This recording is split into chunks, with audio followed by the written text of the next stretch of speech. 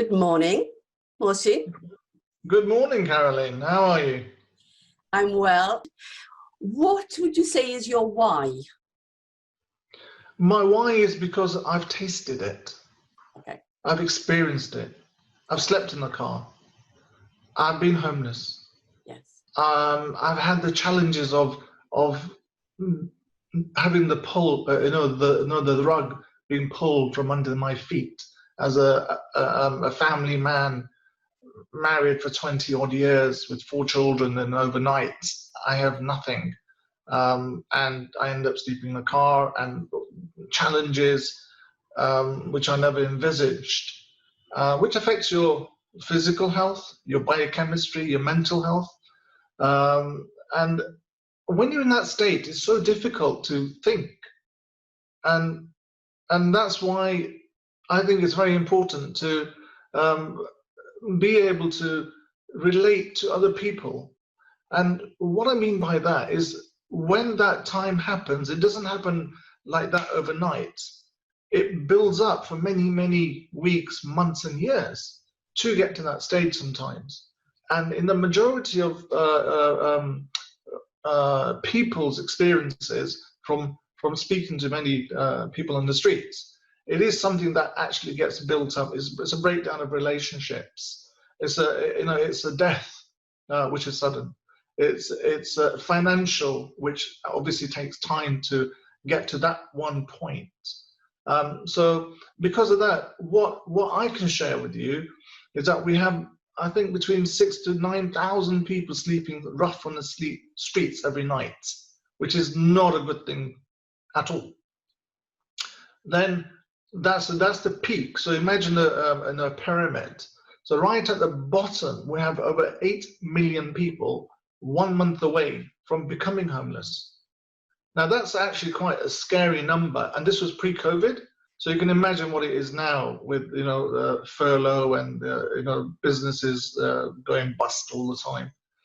I did some research the other day, and there are over 2.6 million businesses in insolvency just last week. So and it's just going to get worse.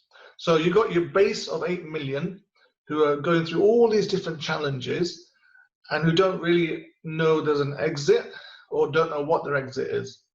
But imagine they are going through all these different relationship problems. The children are affected as well. Families are affected. The uncertainty of, do we have a roof over our head tomorrow? Once the courts reopen 20th of September, will the bailiffs come and evict us because we have not been able to pay the rent because we've not had a job for all this time?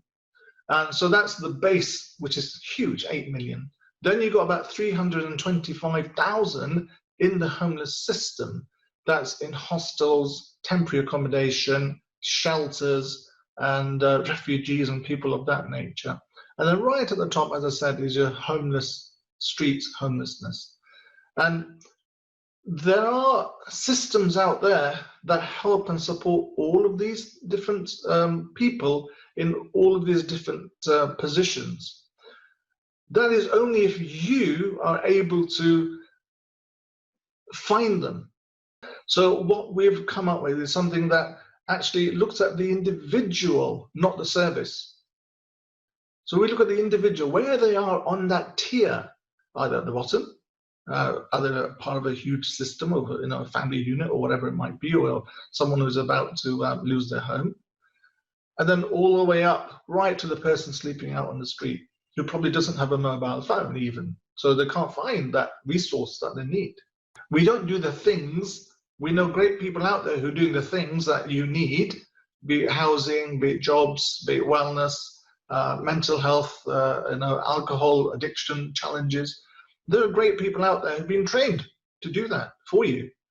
So our job is really to help hold your hand and take you through that journey. And only because I've been there myself, I can tell you that's something which is priceless. Knowing somebody cares, they've got empathy. So having the things isn't the solution.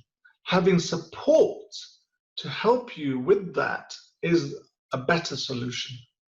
And with over 9 million people in the UK currently, again, pre-COVID stats, who are actually suffering and combating loneliness, is a great solution to bring them on board and give them something to do from home that actually makes a difference in other people's lives. So that helps you with your own anxiety, stress, depression, and suicidal thoughts, because you're actually making a difference in this world rather than sat at home feeling lonely. So it's just bringing those things together on one platform and allowing and creating like an ecosystem which is sustainable. And also it's a circular economy. We're not looking to create new homes necessarily, because there's so much surplus of stock in the area. Empty homes with all the councils, investors who've got money burning a hole in their pocket and bank account with base rates at 0.1%, right? Nearly zero, with inflation actually eroding the value of their money. They need to do something with it. They need to do something to actually make them feel good as well, right? So all these type of things, like in using that to invest it in repurposing the local housing stock that's already out there, is a fantastic solution with private equity, and creating new homes as well, using modular things which are more affordable. So there are so many different solutions out there. But even putting somebody in a home is not a solution if they've been on the streets for 4 years, because they wouldn't know what to do. They've got stir crazy. So you need some sort of wraparound care to support them, to help them, to re-nurture them, to feel humanized again, and give them the opportunity for social inclusion again, because they've been excluded for so long. It's very difficult. And to understand all these things and to bring them together in one place, I think that is a very special thing to do, and allow everyone to be involved. So that's what we focus on.